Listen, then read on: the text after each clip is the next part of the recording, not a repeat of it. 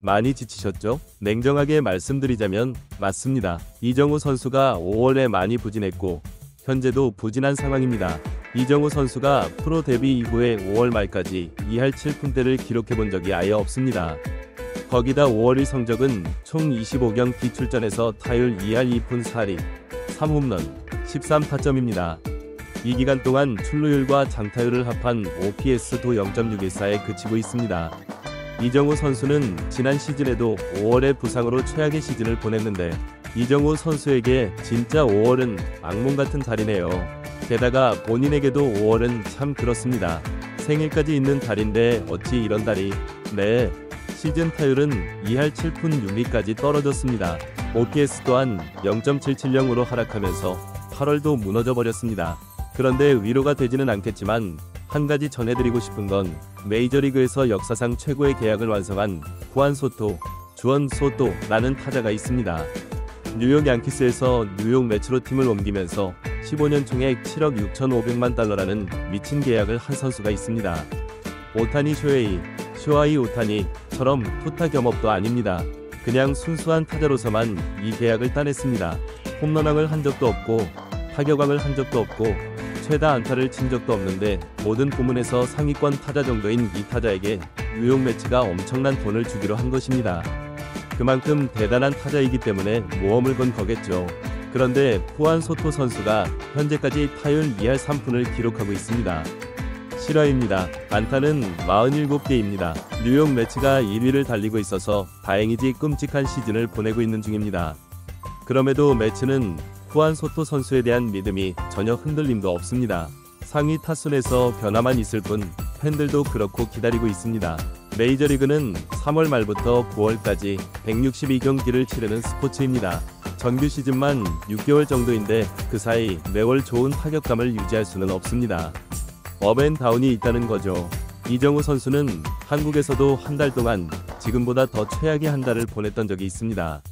그럼에도 불구하고 매년 3할을 쳤던 선수라는 거죠. 그러니까 포기하지 말고 이정우 선수의 부진 탈출을 응원했으면 좋겠습니다. 이정우 선수가 부진한 이유 중 하나는 동료들이 맥 빠지게 하는 것도 있을 것입니다. 아, 왜 이렇게 제프포키죠? 타자들이 타석에 들어오면 진짜 먼저 숨부터 막힙니다. 기대감이 드는 게 아니라 못 치겠어? 이런 마음만 든다는 거죠. 그러다가 갑자기 뜬금없이 한 방씩 나옵니다. 이번 디트로이트와의 경기에서 샌프란시스코는 3전 전패를 당하고 말았습니다. 그런데 왜 패배했냐면 평균 2점을 냈어요. 축구냐고요. 더 안타까운 건 디트로이트와 접전이었다는 겁니다. 그러니까 샌프란시스코 마운드와 수비는 괜찮은 편인 겁니다. 그래서 최근 샌프란시스코의 경기에 대한 관심도가 뚝 떨어져 버렸죠.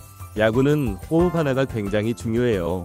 가만히 두고도 제대로 치는 게 힘든데 눈 깜짝할 사이에 날아오는 공을, 그것도 좌우로 휘어지고 솟구치고 난리도 아닌 공을 치는 게 어디 쉽겠습니까? 이정우 선수가 이런 상황을 풀어가는 것도 새로운 경험인 상황입니다. 이정우 선수가 현재 가장 문제가 되는 건 패스트볼에 대한 반응과 초구 반응입니다. 제가 이정우 선수 경기들을 지켜볼 때 이정우 선수에게 기대가 매우 컸던 건 메이저리그 빠른 볼 99마일 이상의 공도 아무 문제 없이 쳐내면서 성공 가능성이 매우 높다고 봤습니다. 그런데 어느 순간 93마일, 95마일의 느린 패스트볼의 반응을 제대로 못하면서 쳐내기는 하는데 강한 타구가 나오지 않는 거죠. 그러면서 일부 전문가들은 이정우 선수가 너무 잘하고 주목받으면서 분석을 당해서 그런 거라고 보기도 하던데 그게 전부는 아닐 거라고 봅니다. 이정우 선수는 다행히 부진한 상황에서도 행복 야구를 하고 있다고 말했습니다. 오히려 느린 볼에 타이밍을 못 맞추고 있으면서 답답한 상황일 겁니다. 4일 전에 멀티 히트를 쳤을 때는 밀어쳐서 안타를 치면서 새로운 대응법을 적용한 것 같았는데 이번 마이애미와의 경기에서는 어떨지 기대가 됩니다. 팀 슬럼프를 탈출할 수 있는 기회는 왔습니다. 마이애미 팀은 내셔널리그 서부 지구 팀들에게 최악의 성적을 거두고 있습니다. 다저스에게 6경기 5패, 애리조나전 3패, 샌디에이고에게 1승 2패였습니다. 내셔널리그 동부 지구에서도 꼴찌 상황이죠. 마이애미는 마치 빅클럽을 가기 위한 관문 같은 곳일 수 있습니다. 마이애미에서 잘한 선수들에게 잔류란 없습니다. 무조건 떠나게 되죠. 그러니까 팀이 안정적일 수가 없죠. 샌프란시스코가 최근 3연패를 당한 만큼 이번 마이애미전을 통해서 수입을 거두고 꼭 반등해야 합니다.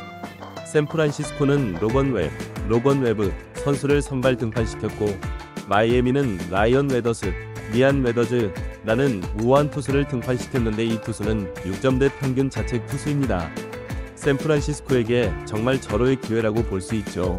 웨더스 투수는 주무기가 패스트볼인데 패스트볼 피장 타율이 무려 8할이라고 합니다.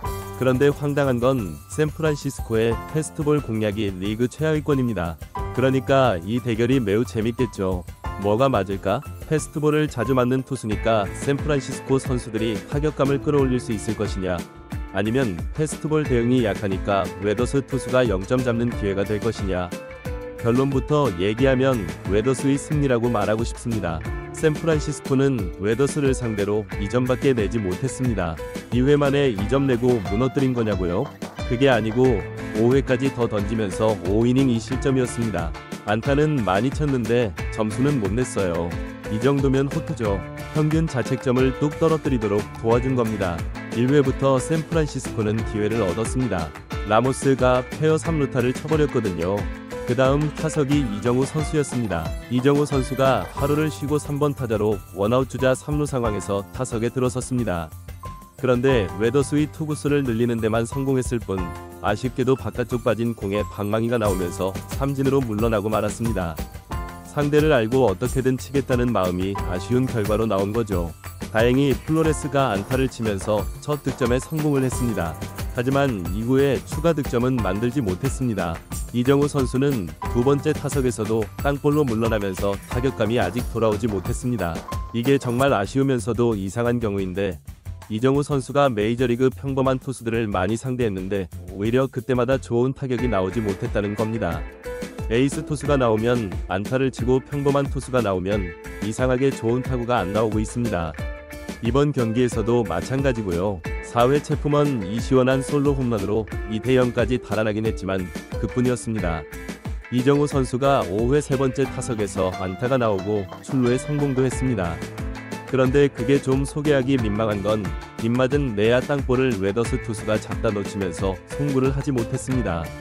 그래서 빠른 발이 이정우 선수가 1루에 도착했고 안타로 기록이 되었습니다. 이정우 선수는 이후에 4호 도루까지 성공하면서 득점권 주자가 되었는데 후속 타자가 안타가 나오지 못하면서 이닝이 종료되었습니다.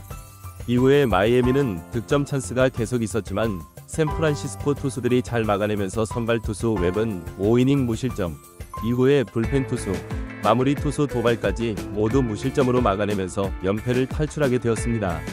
이정우 선수는 이번 경기에서도 슬럼프에서 탈출하지 못했습니다. 5타수 1안타 1도루가 되었고 팀의 득점에도 도움이 되지 못했습니다. 그러면서 타율은 1, 2가 더 내려갔습니다. 그런데 다섯 번째 타석에서 아웃이 되었지만 나쁘지 않았습니다. 왜냐하면 96마일 초구에 반응을 하면서 강한 타구를 만들었고 단지 우익수 정면으로 날아가서 아웃이 되었습니다. 이정우 선수가 아마 초구가 패스트볼이었으면 다 스윙을 했을 것 같습니다. 웨더스도 타자들에게 초구 패스트볼을 던지다가 이정우 선수에게는 변화구를 선택했거든요. 그리고 수비에서도 매우 안정적인 플레이가 나오면서 중계진에게 호평을 듣기도 했습니다. 우선 팀이 승리했으니까 이정우 선수의 기분이 좀 나아졌을까요? 내일 새벽 5시 경기에서 이정우 선수의 활약이 휴일 팬들에게 기분 좋게 해줬으면 좋겠습니다. 이상 흰수염 고래였습니다. 감사합니다. 네, 냉정하게 말씀드리자면 이정우 선수는 5월 내내 그리고 현재까지도 부진을 겪고 있는 것이 사실입니다. 프로 데뷔 이후 5월 말까지 2할 7푼대 타율을 기록한 적이 없다는 점이 이를 잘 보여줍니다. 특히 5월 한 달간 25경기에서 타율 2할 2푼 4리, 3홈런 13타점, OPS 0.614에 그쳤습니다. 지난 시즌 5월 부상으로 최악의 시즌을 보냈던 것을 생각하면 5월은 정말 악몽 같은 달이네요. 더 나아가 이정우 선수의 생일이 있는 5월은 고난의 연속인 듯합니다. 현재 시즌 타율은 2할 7푼 6리까지 떨어졌고 OPS 역시 0.770으로 하락하며 8할대가 무너졌습니다. 샵 희망을 주는 사례, 후안 소토, 주원 소토. 하지만 위로가 될지는 모르겠지만 메이저리그 역사상 최고의 계약을 맺은 후안 소토 선수도 현재 부진을 겪고 있습니다. 뉴욕 양키스에서 뉴욕 매츠로 팀을 옮기며 15년 총액 7억 6,500만 달러라는 엄청난 계약을 한 선수입니다. 오타니처럼 투타 겸업도 아니고 순수 타자로서 이러한 계약을 따냈습니다. 홈런왕이나 타격왕, 최다 안타를 기록한 적도 없지만 모든 부문에서 상위권에 드는 타자이기에 매치가 큰 배팅을 한 것이죠. 그런데 후안 소토 선수도 현재 타율 2할 3푼을 기록 중이며 안타는 47개에 불과합니다. 뉴욕 매치가 1위를 달리고 있어 그나마 다행이지 개인적으로는 끔찍한 시즌을 보내고 있습니다. 그럼에도 불구하고 매치는 후안 소토에 대한 믿음을 전혀 흔들림 없이 보여주고 있으며 팬들 역시 기다리고 있습니다. 샵 부진은 스포츠의 일부. 메이저리그는 3월 말부터 9월까지 162경기를 치르는 스포츠입니다. 6개월간의 긴 시즌 동안 매달 좋은 타격감을 유지하기란 불가능에 가깝습니다. 분명히 업앤다운 이 있기 마련입니다.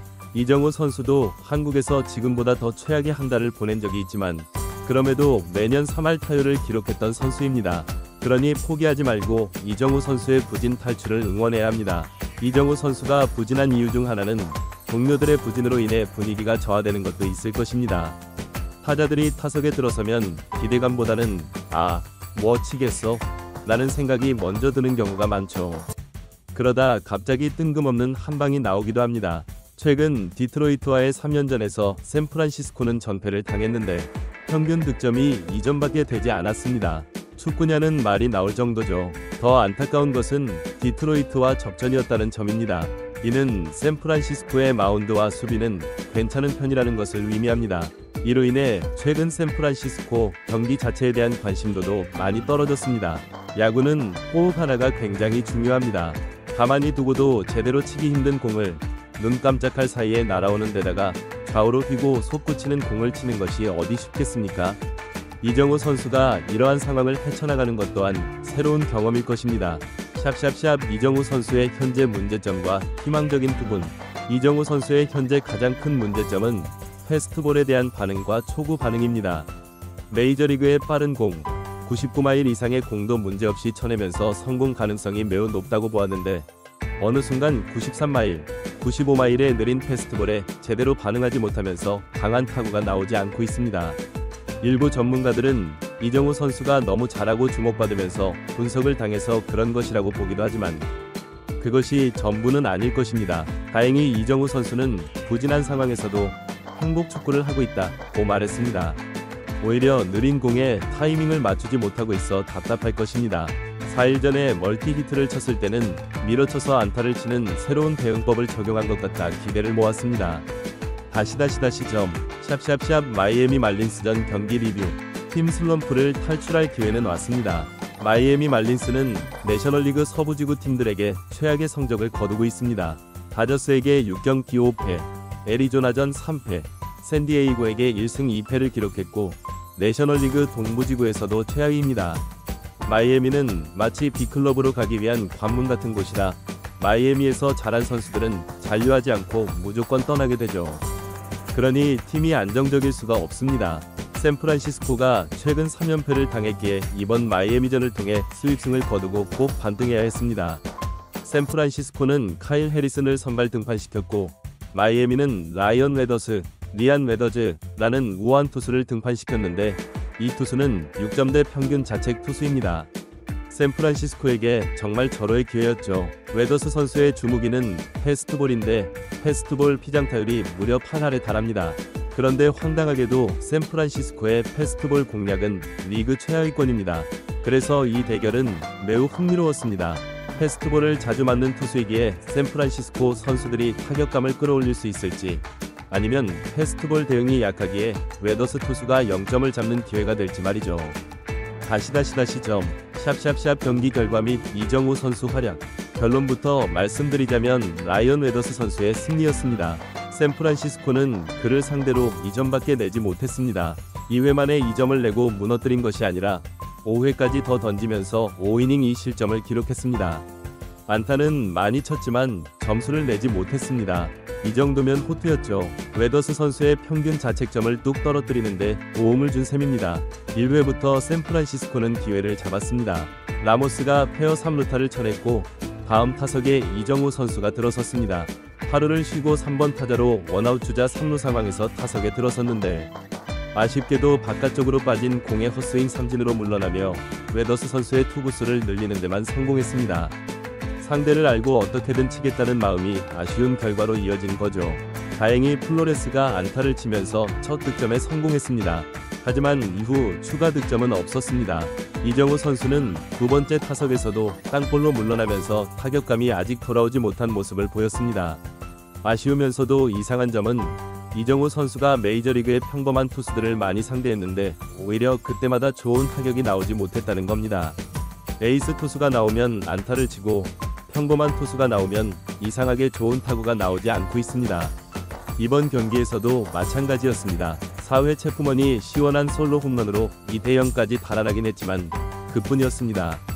이정우 선수가 5회 세 번째 타석에서 안타를 치고 출루에 성공했지만 이는 다소 민망한 상황이었습니다. 빗맞은 내야 땅볼이 웨더스 투수가 잡다가 놓치면서 송구를 하지 못했고 빠른 발이 이정우 선수가 1루에 도착하며 안타로 기록되었습니다. 이정우 선수는 이후 4호 도루까지 성공하며 득점권 주자가 되었지만 후속 타자가 안타를 치지 못하면서 이닝이 종료되었습니다. 이후 마이애미는 득점 찬스가 계속 있었지만 샌프란시스코 투수들이 잘 막아내면서 선발 투수 해리스는 5이닝 무실점, 이후 불펜 투수들과 마무리 투수 도발까지 모두 무실점으로 막아내며 연패를 탈출하게 되었습니다. 이정우 선수는 이번 경기에서도 슬럼프에서 완전히 탈출하지 못했습니다. 5타수 1안타 1도루를 기록했고 팀 득점에는 직접적으로 도움이 되지 못했습니다. 이로 인해 타율은 1, 2 더 내려갔습니다. 하지만 다섯 번째 타석에서는 아웃이 되었지만 나쁘지 않았습니다. 96마일 초구에 반응하며 강한 타구를 만들었지만 우익수 정면으로 날아가 아웃이 된 것이었습니다. 이정우 선수가 아마 초구가 패스트볼이었다면 모두 스윙했을 것 같습니다. 웨더스 선수도 타자들에게 초구 패스트볼을 던지다가 이정우 선수에게는 변화구를 선택했거든요. 수비에서도 매우 안정적인 플레이를 선보이며 중계진에게 호평을 듣기도 했습니다. 우선 팀이 승리했으니 이정우 선수의 기분은 조금 나아졌을까요? 내일 새벽 5시 경기에서 이정우 선수가 큐일 팬들에게 기분 좋은 활약을 보여주기를 기대합니다.